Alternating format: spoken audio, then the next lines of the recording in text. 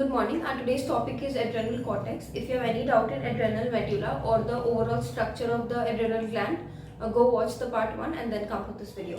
We'll start with adrenal cortex now. Adrenal cortex, if you remember, GFR, glomerulosa, fasciculata and reticularis. So, adrenal cortex, it secretes a hormone that is collectively called corticoids. So, cortex releases corticoids. Corticoids are of three types that will be studied in this chapter. Mineralocorticoid, that is released from the outermost layer, that is zona glomerulosa. Next is glucocorticoid, that is released from the middle layer, that is zona fasciculata. And then we have the sex corticoids, that is released from the third layer, that is the innermost layer, that is zona reticularis. So now we will be studying in detail about mineralocorticoid and the glucocorticoid. About the sex corticoid, you just have to know this much, that it regulates all the changes in our body during puberty. You don't have anything more than this in NCERT, so I don't think that's required. And I will be studying mineralocorticoid and glucocorticoid in detail. So I'll start with mineralocorticoid. Now mineralocorticoids are many in our body. The most important one out of that is aldosterone. Alright. So there are many mineralocorticoids. In that, the most important one in our body is aldosterone. So whenever I will be talking about mineralocorticoid, I'll just say aldosterone. I hope you'll understand. Now the most important glucocorticoid in our body is cortisone. So we have the most important mineralocorticoid, that is aldosterone. Aldosterone. I'm sure you've studied about aldosterone in your excretion chapter. So aldosterone actually is stimulated, the release of aldosterone is actually stimulated by angiotensin. Angiotensin 2. Alright. This stimulates the secretion of aldosterone. Aldosterone has many activities but very simple ones. It is first of all, it is hypernatremic. You're smart enough to know hyper means increase. So increase, natremic means we are referring to Na+. So increase in Na+ in our body. Then it is hypokalemic. Hypo again decrease. Kalemic means K+. It's not calcemic. I've written kalemic here. So that's why K+. So increases Na+, decreases K+. Now if Na+ reabsorption from our body increases, obviously who will follow Na+? H2O. So along with Na+, who will enter our body? H2O. Sorry. So Na+ along with who will follow Na+? That will be H2O. So and also this reabsorption mainly takes place from where? DCT. Distal convoluted tubule in your nephron. This reabsorption mainly increases in the DCT. Aldosterone, if that is increasing the reabsorption of Na+, that is mostly from the DCT. Next, it also reduces phosphate ions in our body.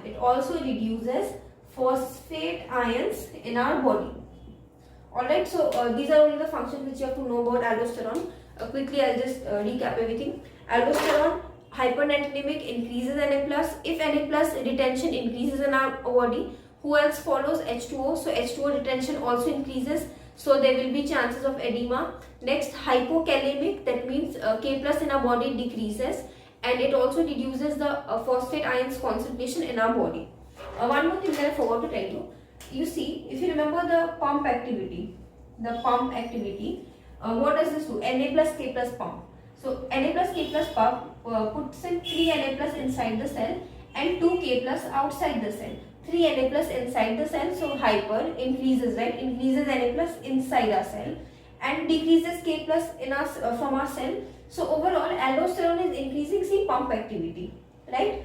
Because see, it's hypernatremic, increasing Na+ inside, hypokalemic, decreases K+ inside. So overall, you can also say that aldosterone increases the Na+, K+ pump activity. Okay, so now we'll move to cortisol. Do you remember this angiotensin increasing the secretion of aldosterone? This mechanism had a name, right? Renin-angiotensin mechanism. Just in case you've forgotten. When there's too much of blood loss from our body, so electrolytes decrease. So that is sensed by our JG apparatus. So that induces the release of renin, right? That induces the release of renin. What will renin do? Renin will increase the secretion of, no, renin will stimulate the conversion of angiotensin to angiotensin 1, and then further angiotensin 1 is converted to angiotensin 2. This conversion angiotensin 1 to 2 is not done by renin. That is done by the endothelial cell. Renin does what? Conversion of angiotensin to angiotensin 1. Then angiotensin 1 is converted to angiotensin 2. Angiotensin 2 then further increases the stimulates the release of aldosterone. And aldosterone does what? Increase in the reabsorption of Na plus from the DCT. So that was what the renin angiotensin mechanism was. Read it from that chapter. Excretion, it's written over there. So now we'll study about glucocorticoids. So the most important glucocorticoid is cortisol. So the most important glucocorticoid is cortisol. Cortisol has many functions in our body. We'll be studying that now. So first I'll tell you what the functions are, then I'll note it down here so you can copy it in your notebook. Cortisol is hyperglycemic in nature. That means what? Any hormone, if it increases the glucose level in your blood, it is called hyperglycemic hormone. So cortisol is hyperglycemic in nature. Why? Because it increases gluconeogenesis. Gluconeogenesis, the term genesis means synthesis. Gluco, that means we are referring to glucose. So the synthesis of glucose increases. Neo, so that is from a new source. So there's increase in the synthesis of glucose from a new source, not from glycogen. Glycogen is the regular source. So it is increasing glucose in our blood from where? From a new source, and that new source could be a lipid or protein. It also increases the breakdown of lipids and proteins in our blood. So it's increasing lipolysis and proteolysis. I'll write it down here. First of all, it's hyperglycemic. I told you which hormones are regarded as hyperglycemic hormone. Any hormone which increases the amount of the concentration of glucose in our blood, those are hyperglycemic hormones. So it's hyperglycemic. Why is it hyperglycemic? Because it is increasing gluconeogenesis.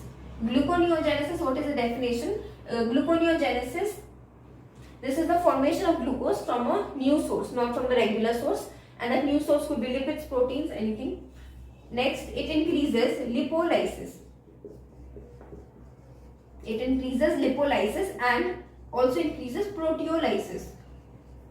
What is lipolysis and proteolysis? Lysis means breakdown. So lipid breakdown and protein breakdown will increase. If there is breakdown of lipids and proteins, there would be free fatty acids and free amino acids in our blood.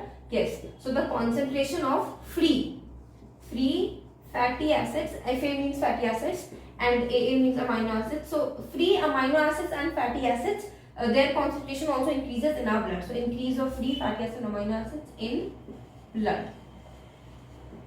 Alright. Next, cortisol increases RBC production. So it's increasing RBC production, red blood cell production. RBC, the formation of RBC is called what? Erythropoiesis. So it's increasing erythropoiesis. Cortisol also has anti-inflammatory action. Anti-inflammatory action, how? It suppresses the WBC, the functions of WBC and histamines. It also suppresses the immunity. How does it suppress the immunity? It stabilizes the lysosomal membrane of the mast cell. So this is your mast cell. This is the mast cell. If the mast cell bursts, this will provide us immunity. But what cortisol is doing is stabilizing the membrane. Now, if this membrane, the lysosomal membrane, this gets stabilized, it won't burst open. So obviously, your immunity will be suppressed. During pregnancy, cortisol increases in the blood, and that is the reason why the immunity also decreases. Yeah, that's all. So we're done with cortisol also. What is cortisol? Cortisol is the most important glucocorticoid. It is hyperglycemic in nature. Why is it hyperglycemic? Because it is increasing gluconeogenesis. It also increases lipid and protein breakdown, that's lipolysis and proteolysis. Next, it increases free fatty acids and amino acids in our blood. Then RBC production also increases. It is also suppressing immunity.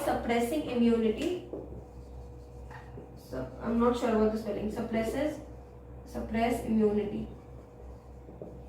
Suppress immunity. That's all about cortisol that you're supposed to know. Yes, so now we are done with adrenal cortex, whatever is written in NCERT. Now there are few extra points which I want to tell you.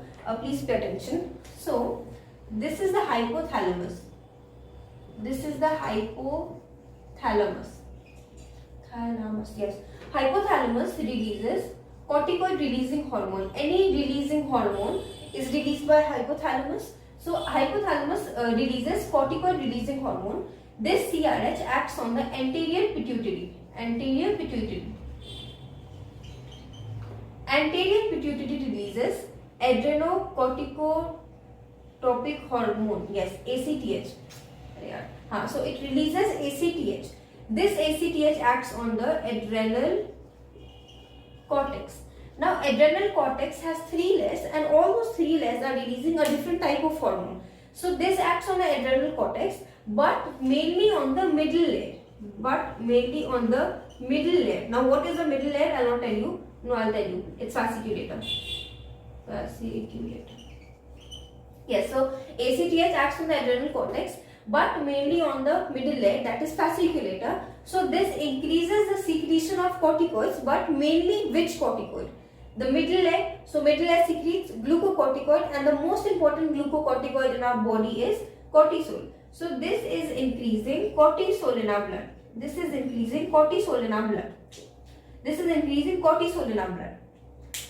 Now hypothalamus is releasing something, anterior pituitary is releasing ACTH, and this is increasing cortisol in our blood. This actually does not help in the release of aldosterone much. This does help in release of aldosterone to a small extent, but not to a very large extent. Aldosterone is mainly released because of the renin-angiotensin mechanism that you have studied in excretion, and I think I discussed it while teaching you the functions of aldosterone. So this is what I want you to know. If you get a question wherein they ask that ACTH stimulates the secretion of which corticoid, yes, it releases mineralocorticoid, a bit of mineralocorticoid, but mostly cortisol, mostly glucocorticoid. So if you have both the options over there, aldosterone as well as cortisol, the correct answer would be cortisol. Yeah, that's all I have to say. We are done with adrenal gland. The diseases of adrenal gland I haven't discussed in this video. I think that I'll discuss together along with the other glands also. The functions are done, the structure is done. Now the next topic will be, I'm guessing it will be sliding filament theory, or I might start with another gland. I'm not teaching you chapter wise, I'm just picking out some topics which I want to teach, some glands or some topics here and there, mostly zoology. So if you are a serious NEET aspirant and watching my videos, I would like you to take down proper notes. And secondly, I do have very less students watching my videos. I know that, I'm aware of the fact that very few students watch my videos properly, or very few students watch my videos. So if you are watching this and you have doubt on a specific topic, please comment down below. I'll make a video on that, because now I know that very less people will watch it till the end. So I guess there would be hardly 1 or 2 students watching this part of the video. So if you have any doubt in any specific topic of zoology, it could be of botany also, just write it down in the comment section. I will try to make a video on that particular topic. Alright, so thank you.